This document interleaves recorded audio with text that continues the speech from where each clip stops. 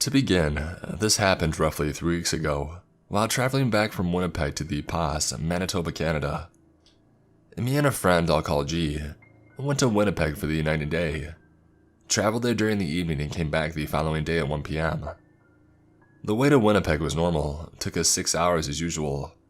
I've done this trip numerous times as the Pas is my hometown, which I've recently moved back to from Winnipeg. On the way back, the first 3.5 hours go by normally. I was driving the speed limit most of the way, as it was icy plus snowing most of the time. So, we come up to turn off where the Highway 6 turns off onto the 60 at about 4 p.m. At this point, the conditions are ideal, and the sun is just above the horizon. It was a beautiful sky with a crimson sun. This is where things got really strange. The first odd instance happened at about 20 minutes on this highway. A red van overtook us right before a right turn and it rounded a sharp bend. When we came around the bend, the van had vanished, and it was a long straight high for a bit. I thought this was weird, but I didn't pay any mind to it, nor did I mention it to my friend. Shortly after this, I made a comment about how gorgeous the sky was. By this time, the sun was just cresting the horizon at about 11 o'clock angle. By this time, it's about 4:45, so we had been on the highway for 45 minutes. This highway takes about an hour until you get to the next turnoff, which is 10, the final turn off en route to the Pas. We drive for the next 20 minutes without words, just the radio playing. And then my friend G made the comment, "Have you noticed there hasn't been any road signage?" I didn't realize, but there were no signs indicating when a turn was coming up. Nor were there any signs in regards to how far we were from certain towns in kilometers. No signs whatsoever. At this point, I noticed the sun hadn't moved an inch in the sky, and on top, we hadn't seen another vehicle in a while. I thought this was strange, man, and so did my friend. Unnerved, I sped up going between 120 to 140 kilometers per hour. I started having this overwhelming feeling that something was wrong. And then I noticed another anomaly among the other glaring things that were already making this experience really messed up.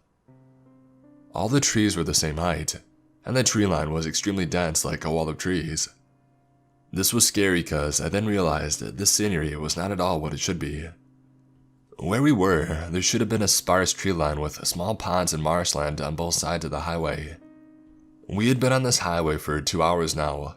The sun still hadn't moved, still no road signs, no traffic, and we're not where we should be. G and I are stuck on this highway and we're starting to get scared, trying to piece together and figure out what the hell is happening. We both lived through our fair share of paranormal phenomenon, but not to mention traumatic experiences at that. I've known G my whole life and this experience is undeniably our most terrifying. Out of nowhere, the sun sets unnaturally fast, which takes maybe 2 minutes. We are enveloped in this darkness of a starless night without a moon. I'm scared. G is also scared. Two 25-year-old men are pretty well shaken. And just when this ominous, oppressing feeling was unbearable, we come to the turnoff out of nowhere. 3 hours we were stuck on that highway that takes barely over an hour to travel. But it didn't end there. Just when I thought that we were returning to normalcy, I glanced in the rearview mirror because I thought for the first time in 3 hours that I had seen headlights. I was wrong.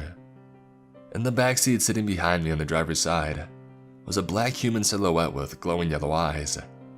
G and I both saw it. I couldn't believe what we were experiencing. All of what happened is so unreal and so fantastical sounding, but on my life, I promise what you've read is real, and articulated to the best of my ability. The next hour and a half were terrifying and we mostly sat in silence. We finally pulled into the pass shortly before midnight. We were stuck 2.5 hours in some sort of limbo, with unreal anomalies that made no sense, and we were totally conscious and aware the whole time, making note of it. We are totally lost on an explanation of what had happened. I'm posting for any answers or relation of similar experiences.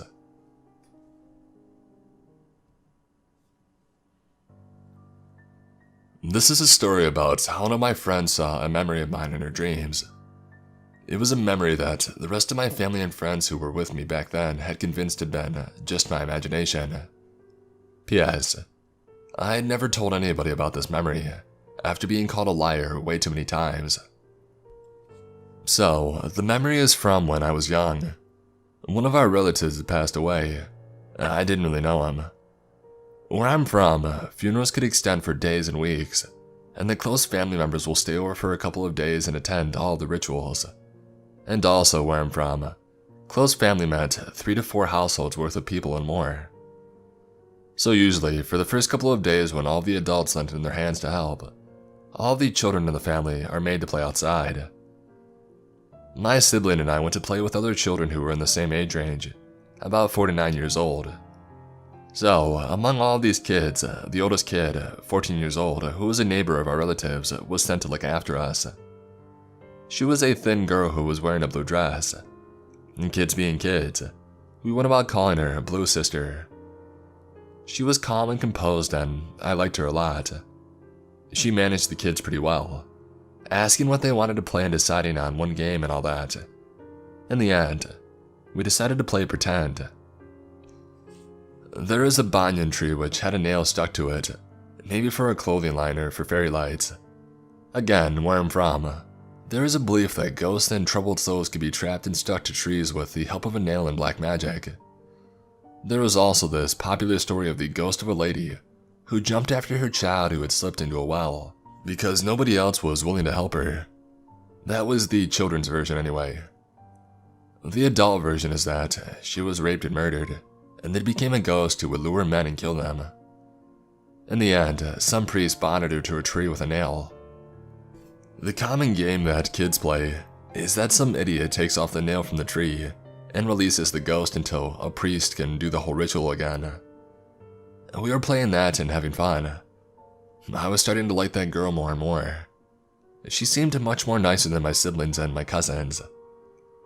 And then at the evening, my family called my siblings and I to go back to our house because our house was considerably closer than those of the families who were staying over. So, the next day rolls in and we went out to their house again. As soon as I reach, I go about searching for this girl. And to my utter surprise, nobody knows who I'm talking about. Not even my siblings who played with me and with her. None of the kids remember her. In fact, when I was insisting about playing with her, all the kids started calling me a liar, and my siblings joined in too. This made me more resilient and determined to find her, so I turned to the adults. I was looking like an idiot asking everybody around for a blue sister in the middle of a funeral. Finally, one auntie took pity on me and took me around this close-knit neighborhood, introducing me to all families around there with daughters. But to my dismay, there was no girl who was even close in age to the sister I was describing. They were all either too small or were too old, married or going to college. This utterly disheartened me. I was sad as a sad kid could be. I still tormented my siblings for the next few weeks. I even asked about her at a wedding that took place in the same neighborhood after a month, but nothing turned up.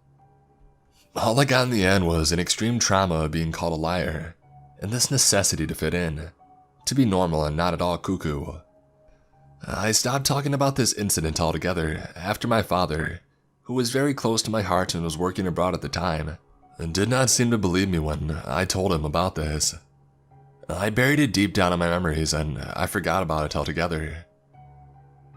In a year's time, we had moved to the country where my father was working at. I joined a new school and I made new friends, most of whom were not even familiar with the culture and traditions of my home country. Years pass by and I get a message from one of my closest yet not my closest friend about this weird dream that she had about me. Apparently, she thought of ignoring it but somehow felt compelled to tell me about the dream. She told me about how she saw me at 14 years old, playing with a bunch of kids around a banyan tree. Now, you must imagine how shocked I was to hear this. But still not believing her, I asked her what I was wearing. And then this girl, who didn't even know much about my home country, explains to me in detail this particular dress worn by young girls and ladies in our country, down to the color and floral details. She explained to me the dress I saw Blue Sister in. I was shocked. I told my friend about the incident in my childhood, and she was also shocked. To this day, I don't know what the heck happened, and mind you, I was very much abroad when I was 14. How did you see a memory that only I had? And what the heck actually happened in my childhood? I would rather not think about these questions because ignorance is bliss and I need to sleep at night. But anybody with any possible explanation, please tell me. I've experienced several glitches over the past 12 hours. The first one is that I was laying in bed playing Stardew Valley. I heard a sound that I thought was my fiance coming in from having a smoke outside, but it sounded a little off. And then I heard her come up the stairs, but quicker than she usually does. And then nothing. I ask if she's there, but there's no response. I get up, grab the machete that I keep next to my bed, and I search the floor. Nothing. I go back to the bedroom and the closet door is open. I do have cats, but this door sticks a little, and there's no way they could get it open. I close the door and I lay down again. And a minute later, my fiance actually comes inside and comes upstairs. We go to bed, and right as I'm about to fall asleep, I'm woken up by one of the cats meowing and scratching at the closet door, which he's never done before. I check the closet, thinking that I might have trapped a cat in there. Nothing. The next morning, I get up to give one of my cats, Little Boop, his medication. I go downstairs to grab the pills and start to go upstairs. He's usually up there in the morning. I see him at the top of the stairs and he turns down the hallway, out of my sight, towards the bedroom. I follow him, but he's not in the room. I search the entire house and he's gone. Our furniture is set up so that there are very few hiding places. I search 2 more times. Nothing. And then I go to the kitchen and pull out some lunch meat, and he comes trotting in from the hallway like nothing happened. I give him his medication, but about half an hour later, I notice that he spit one out and it's sitting on the counter. Again, I search the house at least twice and then pull the same lunch meat treat again. Later, I'm sitting on the couch and he jumps up behind me and settles down. After some time, he jumps down and he wanders into the hallway and out of my sight. A few minutes later, I realize that he's behind me again. There's no way that he could have come back in and jumped up there without me noticing. Between when I gave Little Boop his meds the first and second time, I made myself some tea. I took a spoon, plain, not ornate silverware, and I put some sugar in the mason jar that I make my tea in. The water boils and I put the spoon on top of the sugar container and I leave it out. I pour the water and browse Reddit while it brews. I take out the tea bags and I add some milk. I go to stir it with the spoon, but I can't find it. I didn't realize it at the time, but the sugar container had moved back into the corner where I had kept it, and it had a loaf of bread on top of it. I found a spoon under the bread, but it was a spoon that I had never seen before. It was much fancier than the spoon that I had pulled out, and it had gold-colored accents. I'm waiting for my fiance to wake up to ask her if she's ever seen the spoon before. Anyway, that's been my day so far. I'll keep you updated if anything else happens. Update. My girlfriend says that we use that spoon all the time. I still maintain that I have never seen it before. Also, our smoke alarms double as CO sensors. All are working and none went off. Update 2. I found a bone fragment in my backyard. I showed it to my sister, a physical anthropologist who knows all about animal bones, who says it's from a cow. I live in a suburban neighborhood. There are no cows around for at least 50 miles.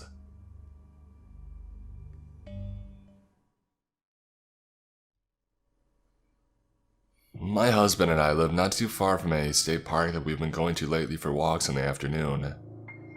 Yesterday was a really awesome day. The weather was perfect and we felt great about getting our walk in. We're trying to lose some weight. The park is pretty spread out, so by the time we get halfway through, we're pretty far from our vehicle. We're laughing and having a good time when a car pulls alongside us and just stares at the stroller that I'm pushing with my newborn son inside. My husband and I think it's super creepy and move along quickly, and the car makes leave. We get across this bridge to another parking lot to discover the same car is parked by the trail that we were taking. When we get somewhat close, two guys with little dogs get out and go in separate directions, and one sits in the driver's seat with the car running. We don't like this, but also know that we tend to be pretty paranoid. My husband is 6'5" and huge. Who would willingly mess with him? The car stays put, much to our relief, and we make it to the end in about an hour. All is fine and dandy until we come back through and find the same car. It's a different parking lot. The two guys are out again walking their tiny dogs.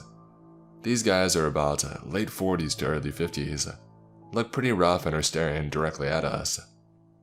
They jump in the car and they head our way. And by this time we're super paranoid. I grab my husband and we sit at a conveniently placed picnic table that is right off the road to wait them out. They just sit there at the stop sign facing us for about 2 minutes, until another car comes and forces them to move. Those 2 minutes felt like hours. We book it out of there with a death grip on the stroller.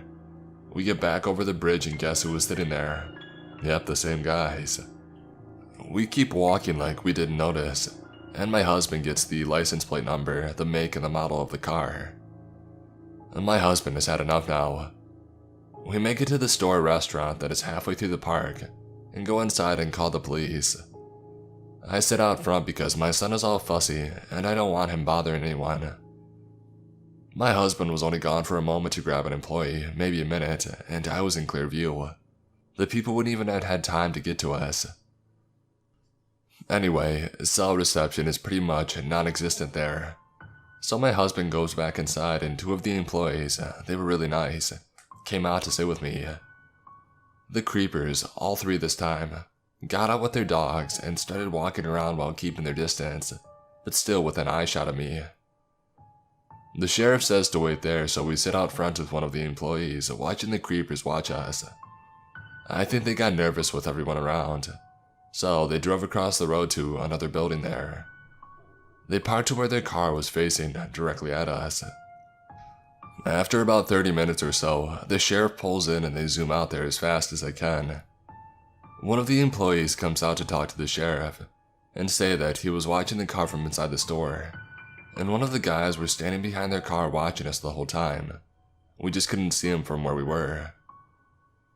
The sheriff takes off looking for them, but I doubt he found them because that place is amazing. They went out the back way. In a way, I'm happy this happened to us instead of someone less paranoid. I have family members that take their kids up there all the time. I highly doubt that they would even notice someone following them. This whole ordeal lasted around 2 to 2.5 hours. I was so relieved to get my baby boy home. Things could have gone an entirely different way today. What started out as a simple walk on a nice day turned into a stalking and could have ended so badly. My husband and I thank the sheriff and the store's employees profusely. I hate to think about what could have happened had they not been there or been so kind. The world is a crazy place. Be safe out there and keep your children, family, and friends close.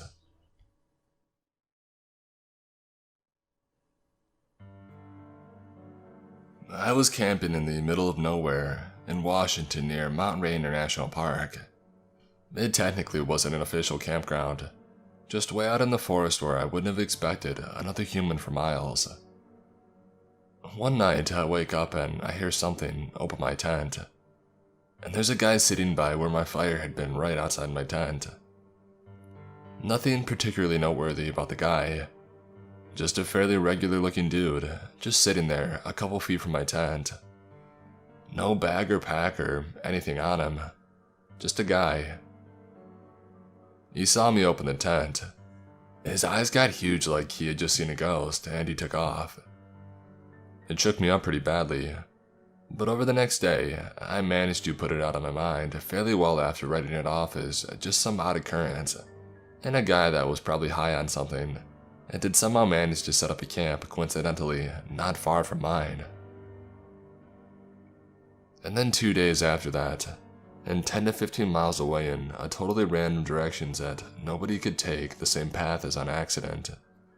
I was sitting by the fire that night, and started hearing noises that I got more and more convinced were a person.